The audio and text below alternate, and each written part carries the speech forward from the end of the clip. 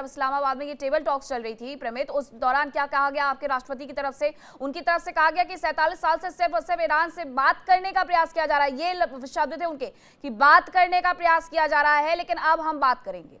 ये उन्होंने जब कहा था तब भी उन्हें थोड़ा याद रखना चाहिए था। अपने बयानों पर वो बहुत क्रॉस करते हुए नजर आते हैं मेजर जनरल अनुज माथुर। और ये सिर्फ उनके बयानों की बात नहीं है, ये बात पूरी दुनिया की है। अगर आप हॉर्मुज पर नाकेबंदी को लेकर के कल तक ये कहते हुए नजर आ रहे थे कि हॉर्मुज पर पूरी दुनिया, यूरोपियन कंट्री, नेटो मेरे साथ आए और इसे खुलवाने में मेरी मदद करे, तो आज आप वहीं पर डेरा डाल करके बैठ गए हैं और पूरी दुनिया का व्यापार आप रोक करके बैठ गए हैं। जब ईरान ये कह रहा है कि हम कुछ देशों को वहां से गुजरने देंगे, आपने उन देशों का भी बट्टा बैठाने की पूरी तैयारी कर ली है। क्यों? क्योंकि अमेरिका से हमें बिजनेस कर लेना चाहिए। मीनाक्षी, जय हिंद। देखिए, मैं दो तीन पहले बातों का जवाब देने की कोशिश करूंगा। एक बात तो ये पूरी दुनिया में ये एक बात लगातार करी जा रही है कि अमेरिका हार रहा है। ये मेरी समझ से बाहर है। अमेरिका हार रहा है का क्या बेसिस है? आज ईरान की अर्थव्यवस्था चर्जर है। $1 13.5 लाख रियाल में आ रहा है। अमेरिका हार रहा है। ईरान की नेवी आधी से ज्यादा खत्म हो गई है। अमेरिका की एक पाउडर बोट भी नीचे डुबाई नहीं गई है। अमेरिका हार रहा है। ईरान के ऊपर 30,000 हवाई हमले हो गए हैं। अमेरिका के 7 जहाज, जिनमें से 5 एक्सीडेंटली टूटे हैं, 2 जहाज आपने गिराए। अमेरिका हार रहा है। आपकी एयरफोर्स लगभग खत्म है। अमेरिका की एयरफोर्स को कोई डेंट नहीं हुआ। अमेरिका हार रहा है। आपकी आर्मी के जो हायरार्की है, जनरल्स हैं, वो सारे के सारे मारे गए। अमेरिका का एक 13 सोल्जर्स मरे हैं। आपके 3,000 कैजुअलिटीज हो गई है। अमेरिका हार रहा है। मेरे को समझ में नहीं आ रहा कि व्हाट इज द क्राइटेरिया। हार कौन रहा है, जीत कौन रहा है? आज आप देखें जिस प्रकार से नुकसान हुआ है। अब उसके अलावा एक और बात हर बार बोली जाती है, यहां पर भी है, बोल रहे हैं कि फाइनेंशियल लॉस हो रहा है। आज कल ईरान ने एक फिगर निकाला है कि हमारे 270 बिलियन का नुकसान हो गया। अगर अमेरिका 2 बिलियन रोज भी खर्च कर रहा है तो उनके 90 बिलियन खर्च हुए। ईरान का 270 बिलियन का नुकसान हो गया, फिर भी अमेरिका हार रहा है। कोई तो क्राइटेरिया बताएं आप मेरे को। सिर्फ एक चीज में अमेरिका की हार मैं मानने को तैयार हूं, वो ये है कि अगर अमेरिका पूरी तरह नहीं जीत रहा तो ये अमेरिका की हार मानी जाएगी। लेकिन आप मिलिटरीली अमेरिका ने ईरान को ध्वस्त किया है। इकोनॉमिकली अमेरिका ने ईरान को बिल्कुल बेड़ा गर्क कर दिया है। और जहां तक सवाल वहां की इंटरनल इश्यूज का है, 47 साल से ईरान सफर कर रहा है, इसमें मुझे कोई संदेह नहीं है। तो अब मैं इस बात को बिल्कुल नहीं मानने को, मतलब मिलिटरीली, मेरा मिलिट्री माइंड, मेरे भी आप 38-40 साल की नौकरी है, मेरे को कभी ये समझ में नहीं आया कि किस किस पैरामीटर में अमेरिका हार रहा है। पहली बात। दूसरी बात मैं आपको बताता हूं। देखिए, ये जो अंतरराष्ट्रीय वाटर है, अभी थोड़ी देर पहले वो हमारे मित्र जो चाइना से आए हैं, उन्होंने कहा है कि अंतरराष्ट्रीय लॉ, चाइना, अगर दुनिया में अगर कोई एक देश है जिसको अंतरराष्ट्रीय लॉ के बारे में बोलने की भी हिचक नहीं है, वो है चाइना। सारे 15 कंट्रीज उनके नेबरिंग में है, सबके उन्होंने जमीनें कब्जा रखी है। वो इंटरनेशनल लॉ की बात कर रहा है। साउथ चाइना सी में उन्होंने दादागिरी लगा रखी है, वो इंटरनेशनल लॉ की बात कर रहा है, अनक्लॉज की बात कर रहा है। क्या बात कर रहे हैं? आपको मैं पूरी स्टैटिस्टिक्स दे सकता हूं, समय नहीं है इतना, कि चाइना की इकोनॉमी किस तरीके से पिछड़ गई है इस पूरे संघर्ष के दौरान। आपको पता पड़ेगा कि क्या हाल है। आपको मैं ये बता सकता हूं। चलिए मीनाक्षी, हम इतने दिनों से प्रोग्राम कर रहे हैं, आप मुझे बताएं कि चाइना की तरफ से एक 4 पॉइंट का पीस प्रपोजल आया था, किसी भी दुनिया के किसी भी चैनल ने उसको देखने की भी कोशिश करी? ये चाइना की आज की तारीख में इंपॉर्टेंस है। क्या हम बात कर रहे हैं? तो जहां तक सवाल है, हमें सोचना चाहिए मीनाक्षी, कि जब हार जीत की बात होती है, सिर्फ मैं एक क्राइटेरिया बताता हूं कि as long as America is not winning, they are deemed to be losing. That is the only parameter. वरना आर्मी में, नेवी में, एयरफोर्स में, एयर डिफेंस में, इलेक्ट्रॉनिक वॉरफेयर में, इकोनॉमिक्स में और कैजुअलिटीज में 13 डेड अमेरिका के, 3,000 डेड ईरान के, फिर भी अमेरिका हार रहा है। Come on, let's not be funny. Sir हाँ, आप नुकसान, सर आप उसी में जवाब दे दीजिएगा, प्लीज कंटिन्यू। आप अगर ये देखेंगे कि नुकसान किसका ज्यादा हुआ है, ईरान का ज्यादा हुआ है, पूरी दुनिया जानती है। अमेरिका नुकसान के मुकाबले में कहीं से कहीं तक दोनों देश एक दूसरे को कम्पीट करते हुए नजर नहीं आते हैं, लेकिन ईरान फिर भी डट करके खड़ा हुआ है। ईरान पीछे एक कदम भी नहीं लेकर के गया। अमेरिका पीछे अपने कदम कुछ खींच करके अगर लेकर के गया है तो उसे यही कहा जाएगा कि वो हार रहा है। दूसरा सवाल मुझे जरा ये बताइएगा सर, कि जब ये पूरा युद्ध शुरू हुआ था तो उसके पीछे का लॉजिक क्या था? उसके पीछे का लॉजिक ये था कि परमाणु हथियार वो ना बना पाए। परमाणु हथियार वो बना चुके हैं या बनाने की कगार पर, ये तो आईएईए तक नहीं जानता है, अमेरिका तो बहुत दूर की बात हो जाती है। तो उन सब के बीच में क्या वो उसे मना पाए हैं उस चीज के लिए? नहीं। बावजूद इसके वो टेबल टॉक पर आने का प्रयास कर रहे हैं, वहां पर मनाने की कोशिश कर रहे हैं, लेकिन ईरान मानेगा ये तो बिल्कुल नहीं होने वाला है जैसा है। ये आपका और आपका आकलन है, मेरा आकलन आपसे भिन्न हो सकता है। माफी के साथ आपसे आकलन भिन्न रखने की मेरे को इजाजत दीजिए। मेरा ये मानना है कि आज की जो परिस्थिति है, उस परिस्थिति में ईरान को इस युद्ध विराम की ज्यादा आवश्यकता है। जो कह रहे हैं 47 साल से सैंक्शंस थी, उसके बावजूद ईरान खड़ा रहा, लेकिन उन 47 सालों में जो 150 से 160 शिप्स का जो ट्रांस बिजनेस ईरान का हो रहा था, वो बिजनेस चल रहा था। ईरान के ऊपर इस प्रकार की उनके निर्यात के ऊपर कोई रोक नहीं थी। अब जब से ये वहां पर उनका बिजनेस बंद होगा, 90% ईरान का जो निर्यात है वो हॉर्मुज के वेस्ट से हो रहा है। तो उसमें जब वहां पर ब्लॉकेड है, तो जिस प्रकार की आर्थिक मार पड़ने वाली है ईरान को, वो उनको समझ में नहीं आ रहा है। और आपके उस प्रश्न का भी मैं उत्तर दे देता हूं कि चाइना का जहाज निकल गया, 150 निकलते थे, एक निकल गया। और वो भी मैं बता रहा हूं, जो ब्लॉकेड है वो किसी और देश के लिए नहीं है। वो ब्लॉकेड ईरान के पोर्ट से आने वाले और ईरान के पोर्ट पर जाने वाले जहाजों के लिए है। ब्लॉकेड लगने के बाद 24 घंटे में एक भी जहाज नहीं निकला था वहां से, एक भी। उसके बाद अगले अगले जितने भी घंटे निकले हैं, उसमें से 6 जहाजों को वहां से वापस भेजा गया है। और जो जहाज निकला है वो ना तो ईरान के पोर्ट से आ रहा था और ना ईरान के पोर्ट में जा रहा था। तो ये बात बयान बिल्कुल यहाँ क्लियर पर है। ये गलत हो जाते हैं डोनाल्ड ट्रंप के, जिनकी तरफ से ये कहा गया कि हमने नाकेबंदी लगाई, उसकी वजह से हमने 34 जहाज वहां से निकलने दिए हैं। ये उनके बयानों का विरोधाभास है जो पूरी दुनिया में विरोधाभास खड़े करता है।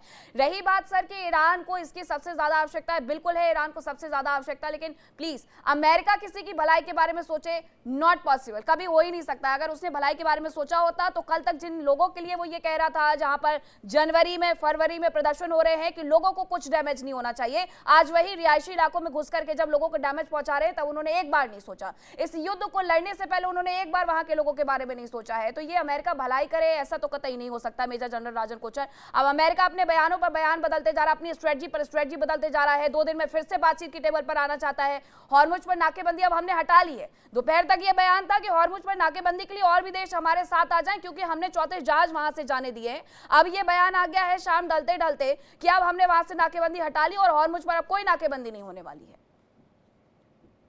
धन्यवाद सोमनाक्षी जी, आपने 20 मिनट बाद चांस दिया फिर मुझे। माफी चाहूंगी, बहुत बड़ा पैनल हो जाता है और आप लोग इतना क्या है कि अच्छा बोलते हैं कि सब कुछ मैं चाहती हूँ मेरे दर्शक सुने।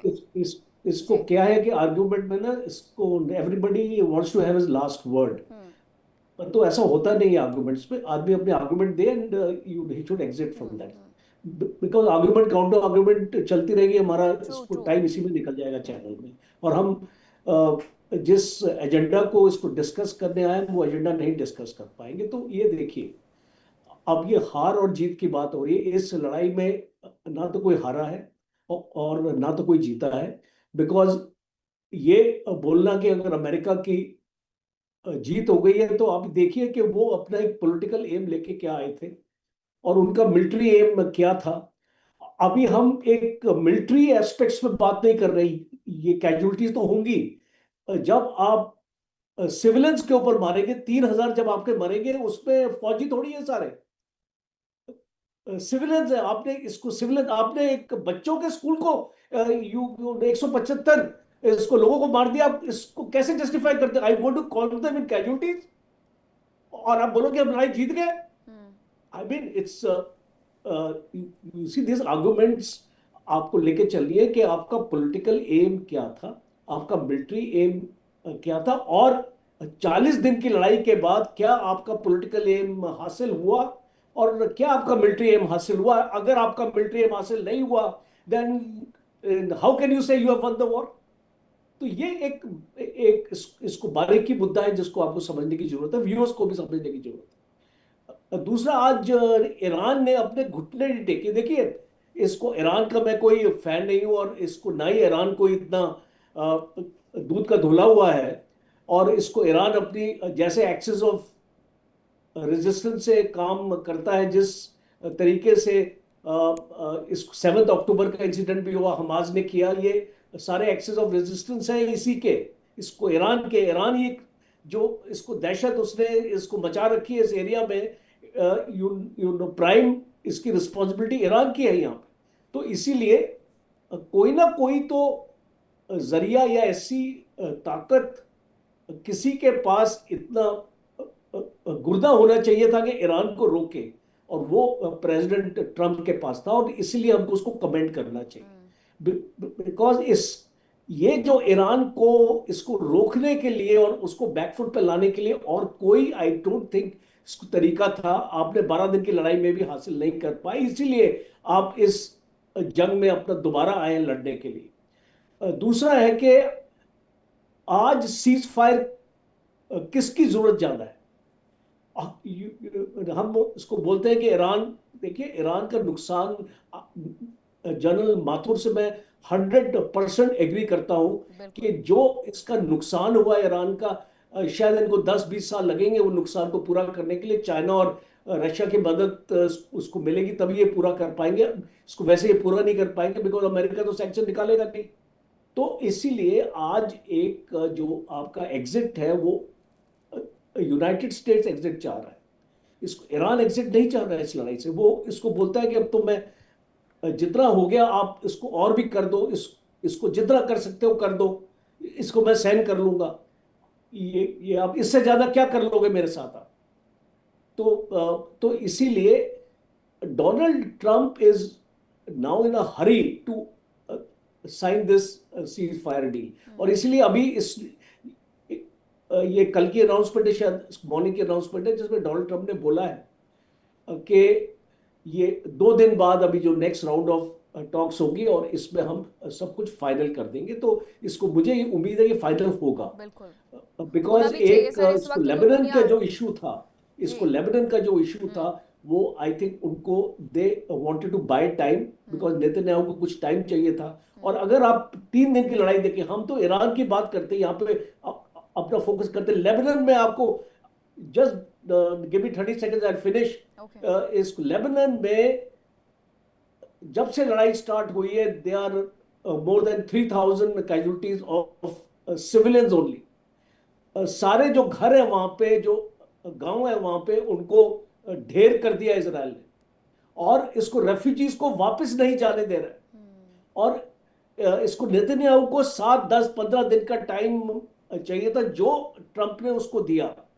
अब आप इसको देखेंगे कि ये इसको नेगोशिएशन आपका 2nd राउंड होगा, 3rd राउंड होगा, 4th राउंड होगा, जिसमें इजराइल को टाइम मिलेगा अपने आप को उसको वाइंड अप करके उसको वापस आने के लिए। और इजराइल अपने आप को सिक्योर चाहता है वहां पे। हिजबुल्लाह, जहां पे साउथ लेबनान की बात हो रही है, ब्रिगेडियर साहब ने भी जिक्र किया था, वो उसने अपने आप को उसको वहां पे कंसोलिडेट करके रखा है, और वो एक सिक्योरिटी कंसर्न है। हाइफा पोर्ट पे इसको हिजबुल्लाह की मिसाइल जाके स्ट्राइक करती है, इसीलिए इजराइल अपनी सिक्योरिटी को बनाने के लिए उसने ये किया। अब उसका तरीका जायज था नाजायज था, उस पर डिस्कशन हो सकती है, बट मुझे लगता है कि अभी एक स्टेज आ गई इस लड़ाई में कि लड़ाई खत्म होकर रहेगी और इस स्टेट ऑफ हॉर्मुज ओपन होकर रहेगा, और स्टेबिलिटी इसको अपना मिलेगी। बिकॉज डोनाल्ड ट्रंप के ऊपर भी उसका डोमेस्टिक प्रेशर है, नेटो का प्रेशर है, उसकी गल्फ कंट्रीज का प्रेशर है, बहुत प्रेशर है उसके ऊपर लड़ाई खत्म करने की। सर, आप प्रेशर की बात कर रहे हैं तो मैं जरा चाहूंगी प्रमित आप बताइएगा, ये वॉर पावर एक्ट का ये क्या प्रेशर है? ये भी एक प्रेशर बन रहा है क्या अमेरिका के अंदर? देखिए, जैसा हमारे मेजर जनरल साहब ने कहा, definitely there is a domestic pressure. यहाँ पर जो महंगाई बढ़ी है 40 दिनों में, वॉर का एक short term pains are everywhere. America is also suffering because of that. यहाँ पर गैस प्राइसेस ऑलमोस्ट डबल हो गई हैं, यहाँ ग्रोसरी प्राइसेस ऑलमोस्ट 25 से 30% बढ़ गई हैं। शॉपिंग मॉल में आप जाते हैं तो वहां पर 25 से 30% प्राइसेस बढ़ी हैं। और मध्यावधि चुनाव अगले 6 महीने या 4 नवंबर में है, तो उसका प्रेशर जरूर ट्रंप के ऊपर है और अमेरिका के ऊपर है।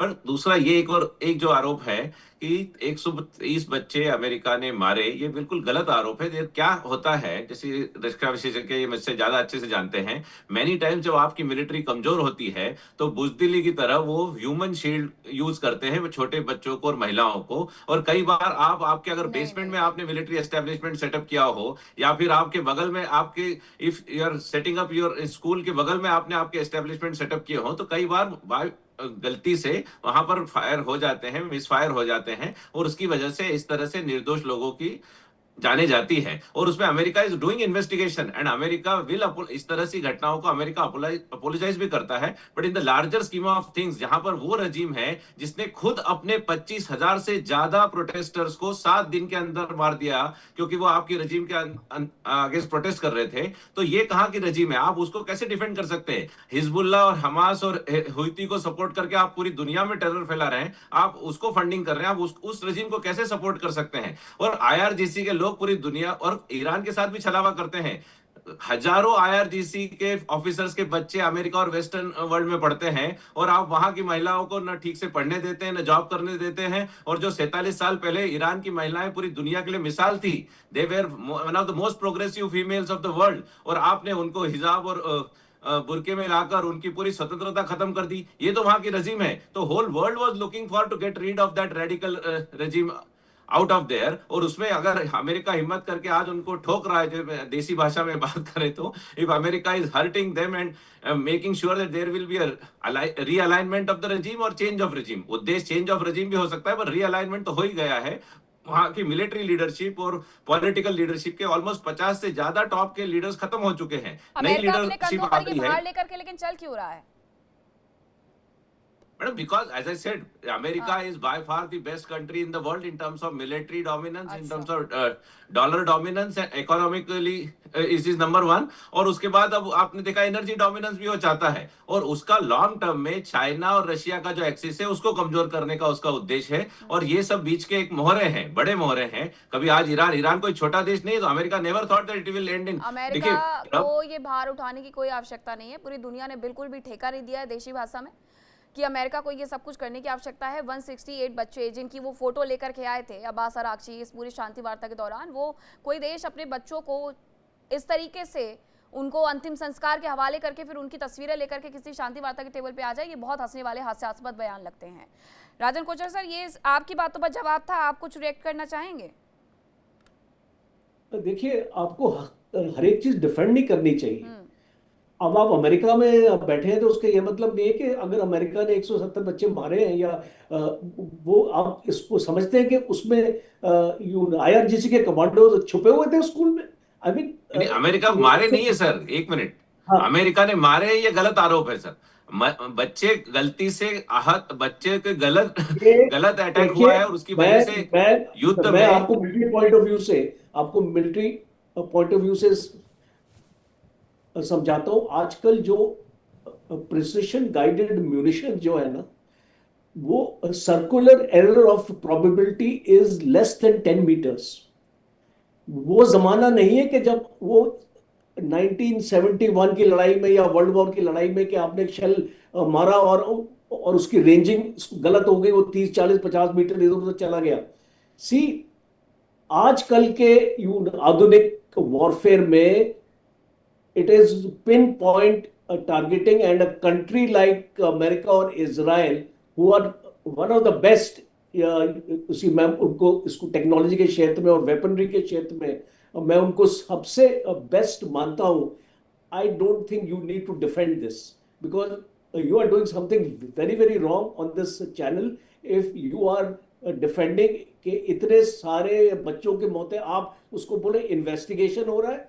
इसको मजाक है ये? इसको इन्वेस्टिगेशन कौन करेगा? जो कल्प्रिट जो 25,000 सर उसकी भी बात करें, जो 25,000 से ज्यादा प्रोटेस्टर्स को उन्हीं की रजीम ने, उन्हीं के सिटीजन्स को मार दिया, उसके बारे में क्यों नहीं हम बात करते हैं? और ये तो गलत है ही। अगर निर्दोष बच्चे मरे हैं तो गलती है। जो आपकी फिगर है 25,000 वेस्टर्न मीडिया की, it's not the correct figure. अब don't get carried away by the narrative of the western media. मेरे ये आपसे रिक्वेस्ट है, बिकॉज वेस्टर्न मीडिया बहुत सारी चीजें, आपका रॉयटर्स हो गया, आपका न्यूयॉर्क टाइम्स हो गया, वॉशिंगटन पोस्ट हो गया, ईरान की तरफ से कितना फिगर है, आपका फॉक्स न्यूज हो गया, they are spreading all kinds of things because ये एक नैरेटिव वॉर का इस जमाना है। Winning the minds of the Americans is also very important to them, so they have to project it like this. और उसको ईरान भी अपनी तरफ से नैरेटिव वॉर करेगा, हर एक देश करता है। हमने भी अपनी तरफ से पाकिस्तान के साथ जब हम इसको सिंदूर में लड़े थे, हमने नैरेटिव वॉर किया था। So without taking any more time, इसको मैं बस इतना आपको इसको बताना चाहता हूँ, defend a wrong action. बिल्कुल सर, युद्ध में ऐसी बहुत सारी चीजें होती हैं जिन्हें डिफेंड बिल्कुल नहीं किया जा सकता है। हाँ, गलती जरूर मानी जा सकती है अगर उस पर मानी जाए। मेजर जनरल माथुर, अमेरिकी सैन्य कार्रवाई ने ईरान की परमाणु क्षमताओं को पूरी तरीके से ध्वस्त कर दिया है, जिससे दोबारा हासिल करने में ईरान को कम से कम 20 साल का वक्त लग जाएगा। ट्रंप की तरफ से ये बयान रिसेंटली जो उन्होंने इंटरव्यू दिया है उसमें कहा गया है उनकी तरफ से। तो क्या अपने आप को ये मनाने की कोशिश की जा रही है कि आपने ईरान के अंदर परमाणु हथियार बनाने वाले तमाम स्ट्रक्चर को खत्म कर दिया है, अब वो परमाणु हथियार बनाने पर राजी हो या ना राजी हो? नहीं नहीं, देखिए मीनाक्षी, पहले तो मैं एक बात क्लैरिफाई कर देता हूं। मैंने ये कभी नहीं कहा कि अमेरिका जीता है।